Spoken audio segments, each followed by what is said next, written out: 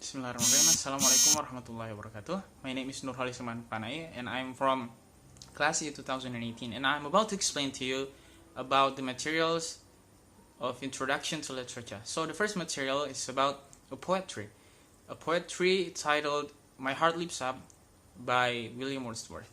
So this poetry describes the happiness or joy or the feeling of joy of seeing a rainbow.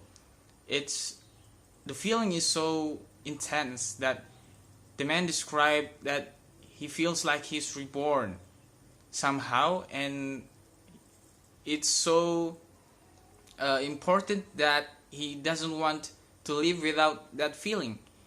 He said that he would rather die than to lose that feeling. And so another material is the periods of American literature, which are divided into 8 periods. The first period is the colonial period, which is from 1607 to 1775. The majority of writings in this period were historical, practical, or religious in nature, but and some writers in this period include Phil Sweetley, William Bradford, and Bradstreet. And the first slave narrative was actually published in this period in Boston in 1760. And the next period is the Revolutionary Age, which is from 1765 to 1790, beginning a decade before the Revolutionary War and ending about 25 years later. This period includes the writings of Thomas Jefferson, Thomas Paine, James Madison, and Alexander Hamilton. And this is arguably the richest period of political writing since the classical antiquity. And the next period is the early national period, which is from 1775 to 1828. This era in American literature is responsible for notable first works, such as the first American comedy written for the stage, and the first American novel. Some of the writers are Washington Irving, James Fenimore Cooper, and William Cullen Bryant. The next period is the American Renaissance, which is from 1828 to 1865. This period is also known as the Romantic period in America, and this period is commonly accepted to be the greatest of the American literature. Some of the writers are including Walt Whitman, Ralph Merson, and Herman Melville. The next period is the Realistic period, which is from 1865 to 1900. This is as a result of the American Civil War, the Reconstruction, and the age of industrialism. American ideals have changed, and also the American literature itself responded. The next period is the Naturalist period, which is from 1900 to 1914. This relatively short period is defined or known because of its insistency to recreate life as it really is. And one of the writers are Frank Norris. And the next period is the Modern period, which is from 1914 to 1939. After the American Renaissance, this is the second most influential and rich American literature period. Some of the writers that are really big at that period is like E. Cummings and Robert Frost. And the last period of the American literature period is the Contemporary period, which is from 1939 to the present of today. So after World War II, the American literature has become broad and varied in terms of theme, mode, and purpose. So with the American period over, the next material is about the English period of literature. So the first period of the English literature is the Old English or the Anglo-Saxons, which is from the year 450 to 1066. In this period, it discussed about the oral literature that has been developed to written literature in the 7th century.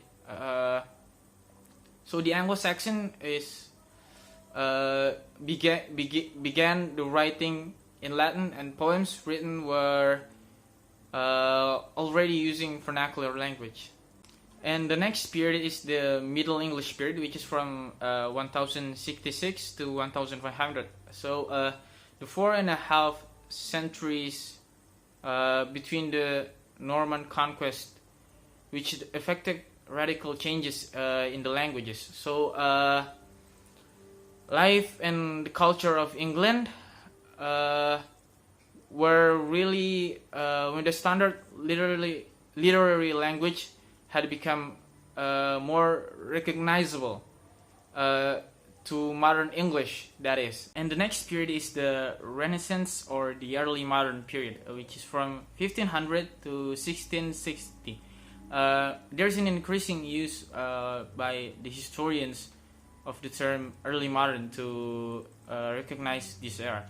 And next is the Elizabethan era, which is from the Elizabethan age, which is from 1558 to 1603.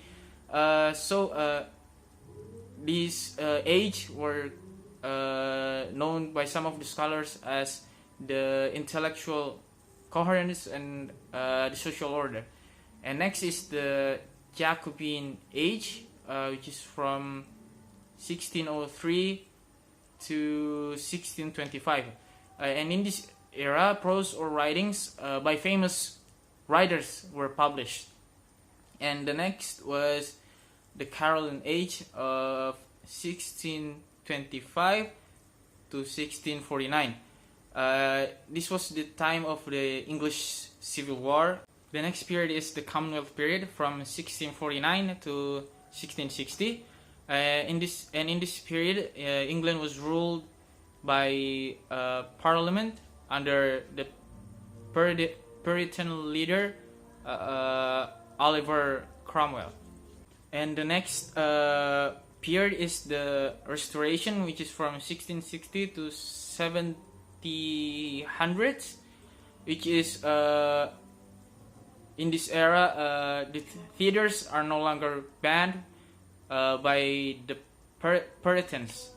And the next period is known as Augustan age, which is from 1700 to 1745, which is also known as the age of Pope. And the next is the age of sensibility, which is from 1745 to 1785, and this period is also known as the age of Johnson. So the next period is the Romantic period, which is from 1785 to 1830. So this Romantic period is a term of literacy art. So it is very known for its romantic or as the art of literacy.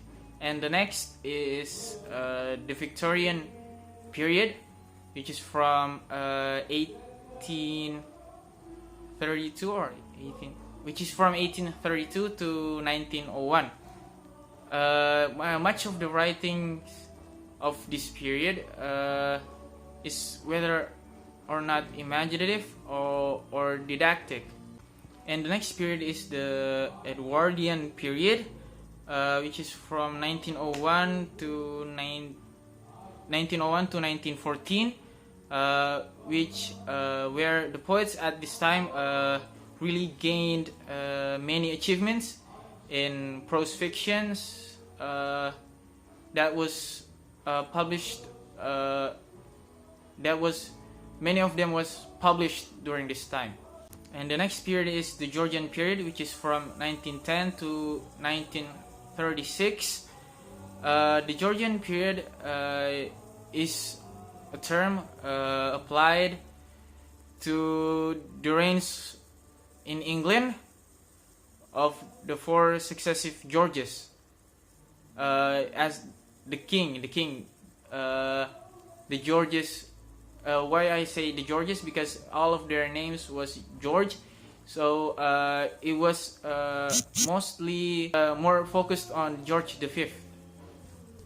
And the next period is the modern period, which is the writings of the modern period, or the writings that are called from the modern period, are the writings that that come out or being written or produced after the First World War in 1914. And the last is the postmodern period, which is the period after the modern period, or after the First World War. And the next or the last material I will be giving you is about phenomenology and criticism. So from the language itself, phenomenology, we can understand that phenomenology is a field of study that studies phenomenon. So it's a field of study that studies phenomenon. So literature, it has a close relation to plot. Because why? Because plot is a bracket or branch or some of the events or phenomena that are put together to make a story. So in the phenomenology, in its relation to literature, is really close to plot, because plot is about putting up events or phenomenon or things that happening to make a story. And I think that is all I can explain to you. I'm sorry if this video or explanation is not really understandable, because I'm still a student. So any of the wrongs are from me, and any of the rights or the correct ones are from Allah subhanahu wa ta'ala, that has been given through my lecture, which is I say her name, Professor Dr. Moon Otolua.